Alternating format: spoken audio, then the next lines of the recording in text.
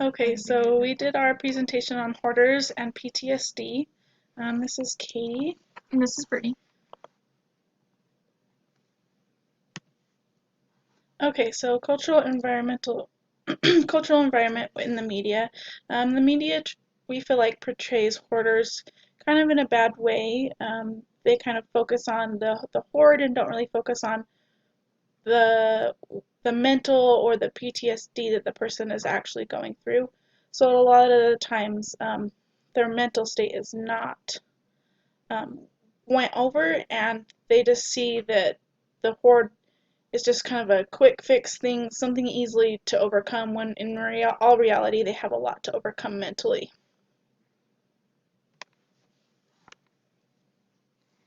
Okay, so the family support system, it's just important for the family to understand that about the disease and what they can do to help and be a great support system.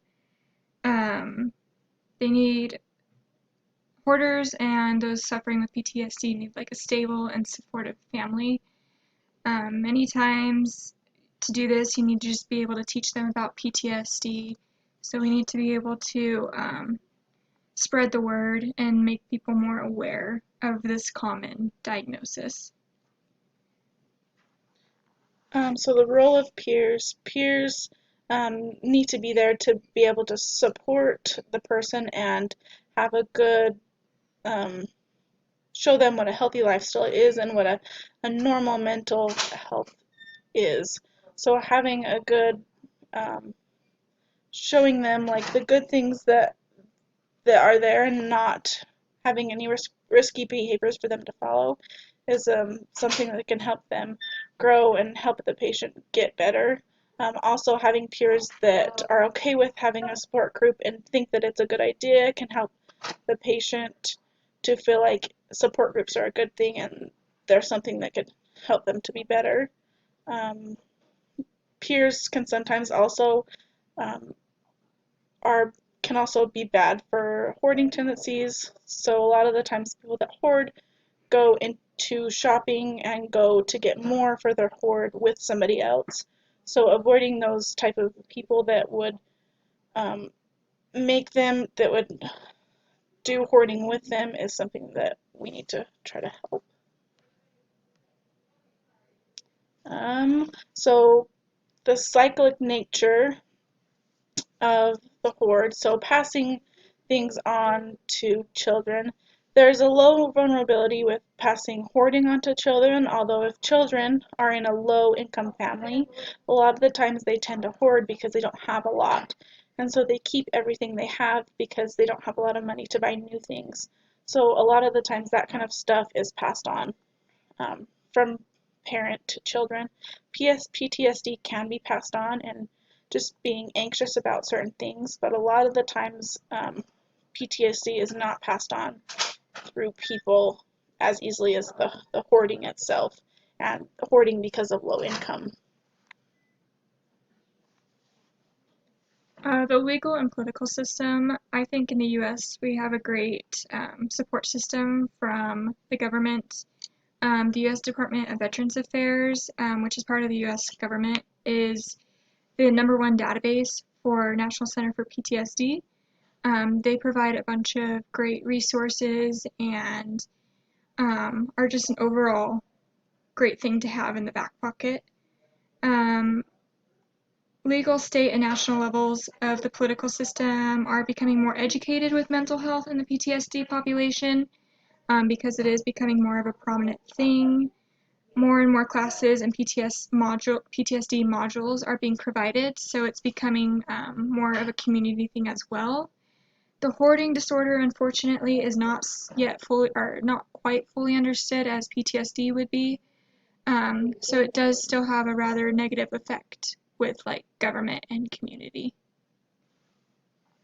So barriers that could hurt somebody that's hoarding or hoarding with PTSD would be the stigma that hoarders are never clean. They're always dirty. They stink. They live in bad conditions. Another stigma that is surrounding PTSD is that PTSD is for only people that serve in the military, and this isn't true. PTSD can be from anybody that that goes through a bad situation. Um, tradition Traditions that hoarders keep items of emotional connection. It's kind of something that, a lot of hoarders keep things that remind them of their bad experiences or that help them get through the bad experiences from time ago. I feel like there's also a stigma around counseling. A lot of people feel like counseling is only for people that are in bad situations, and counseling is only for people that aren't doing well, when in all reality, counseling can be for anybody. And you don't have to be in a horrible bad situation to go to counseling. Um, Taking care of small children would be hard, or animals in a hoarding or PTSD situation, just because their mental health isn't right where it should be. Sometimes children need more stability. They do better where parents or caregivers have a good mental health and a good mental stability. A lot of people that have PTSD and that do hoard, they feel like their symptoms aren't serious enough, and they downplay their situation a lot. So most of the time, these people don't come out into the open, or they aren't found until the situation is way too far. If we could find these people before their situation got worse, they would be a lot better off if their PTSD and their hoarding was caught earlier rather than later. So finding these people when they're in the beginning stages is always better than waiting until it gets really bad. Groups or regions in the world that might be of harm or danger to PTSD individuals as well as hoarding disorder individuals include the higher income and political status group. They may not realize that those suffering from PTSD may be involved in hoarding as a way of coping. So they can unintentionally shun without realizing, just because of lack of education. Um, Anti-military groups may be of danger to those with PTSD. Um, those with PTSD are not always related to military combat, but it is very likely among soldiers. So these groups might not always tolerate these individuals with PTSD just because of their military background, so it might put them at risk. Same with local community and neighbors. PTSD and hoarding is a personal battle, but have the tendency to create a negative impact on individuals in close proximity. Hoarding tends to decrease property value of the neighborhood, which can cause a disruption, and so on. And PTSD, though not always harmful, can potentially cause a lapse in judgment and orientation. So, social economical status can a lot of the times affect people that are hoarding, because they tend to hoard things because they don't have money, and keep things because they aren't able to buy new things. So anything that they can keep or possibly use for later is usually kept. Counseling can sometimes be hard, because counseling, you need money to go to counseling. So a lot of the time they don't go to counseling just because they don't have the money for it. Um, some people that are in a higher social economical status, it could be embarrassing that they have a messy house and they don't keep their things as clean as some of their neighbors or some of the people that they know or associate with. Um, and that also goes along with the higher income shame, how it could be hard if other people around you have the same income as you but keep their house a lot nicer. Okay, related to race and ethnicity, there was an analysis that was done to see if race and ethnicity amongst PTSD population would affect outcome of treatment, um, for better or for worse, and no significant results were actually found. But when comparing Caucasians versus African Americans, the Caucasian group had a higher percentage of PTSD levels throughout the entire treatment process.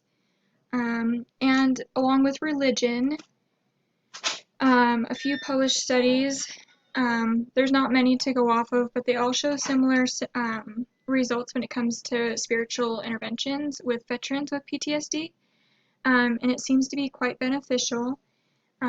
These veterans have a lower percentage of employment than non-veterans, which can lead to the hoarding tendencies, of course. And some veterans with PTSD struggle with concepts of um, past experiences with having to kill someone, having certain guilt, having a negative thought process towards self or situation. So the religious and spiritual interventions really help them find strength, structure, and repetition. With gender stereotypes, there's always the traditional stereotypes that these PTSD and hoarding individuals have to deal with. Males, for instance, rub some dirt in it and act tough as nails are common stereotypes for them, which can cause a negative impact in the healing process because males are not often told to express their feelings, fears, and stresses. The girl stereotype, act like a lady, or from the opposite spectrum, act like a strong, independent woman, also causes negative impacts in the healing process. And it's just important to be able to express these concerns to help heal and overcome these battles, especially when you're dealing with mental health. So when it comes to location, it kind of PTSD and hoarding doesn't really affect the location very much. It would just be hard to get resources if you lived in a rural area. It would be hard to find support groups that would support what you needed or counseling options that fit your problem when you lived far away from a big community. Seasonal depression could also be worse with PTSD, so living in a location that had a higher rate for seasonal depression or a higher rate of raining. A lot of the times they have more depression in those types of locations. Some common biases with PTSD and hoarding is their potential danger to the public. Um, they're usually veterans or soldiers. They can be unhygienic in their hoarding tendencies. They're angry and rude individuals. They're like a ticking time bomb that can become very violent, and they're unapproachable. Areas of the world with lower economic background can stunt the healing process for this group. Lower economic status does not always have the best resources and the best of treatment plans, so education of mental health is not necessarily a priority in these populations, and as well as expressing themselves. It's just not the go-to thing for them. Higher economic regions may be educated on PTSD and may have the resources for it, but with the proper traditional ways, they prefer to hide the disorders rather than express it to the public. And that's it, guys. Thanks.